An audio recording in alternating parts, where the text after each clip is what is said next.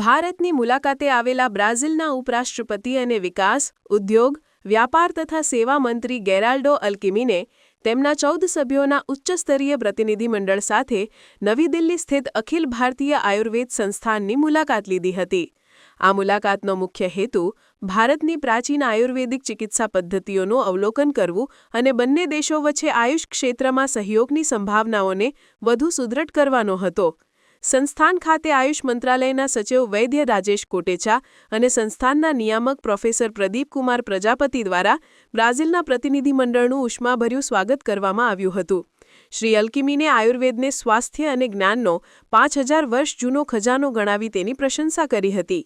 તેમણે સંસ્થાનના વિવિધ વિભાગો જેવા કે ચિકિત્સાલય, શૈક્ષણિક અને સંશોધન શાખાઓનું નિરીક્ષણ કર્યું અને અધ્યાપકો, સંશોધકો તથા વિદ્યાર્થીઓ સાથે વાર્તાલાપ કર્યો. તેમણે નિવારક અને ટકાઉ સ્વાસ્થ્ય સંભાળ માટે વિશ્વને આયુર્વેદના જ્ઞાનની જરૂરિયાત પર ભાર મૂક્યો હતો. આ મુલાકાત ભારત અને બ્રાઝિલ વચ્ચે પરંપરાગત ચિકિત્સા ક્ષેત્રે ચાલી રહેલા સહયોગને વધુ મજબૂત બનાવવાની દિશામાં એક મહત્વપૂર્ણ પગલું છે. અખિલ ભારતીય આયુર્વેદ સંસ્થાને બ્રાઝિલની વિવિધ સંસ્થાઓ સાથે શૈક્ષણિક આદાનપ્રદાન અને સંયુક્ત સંશોધન માટે 3 સમજૂતી કરાર પર હસ્તાક્ષર કર્યા છે. બંને દેશો જૈવ વિવિધતા અને પરંપરાગત સ્વાસ્થ્ય પદ્ધતિઓમાં સમૃદ્ધ હોવાથી આધુનિક વિજ્ઞાન દ્વારા પ્રમાણિત પ્રાચીન જ્ઞાન પર આધારિત સ્વાસ્થ્ય સંભાળના માળખા વિકસાવવાનો સમાન દૃષ્ટિકોણ ધરાવે છે.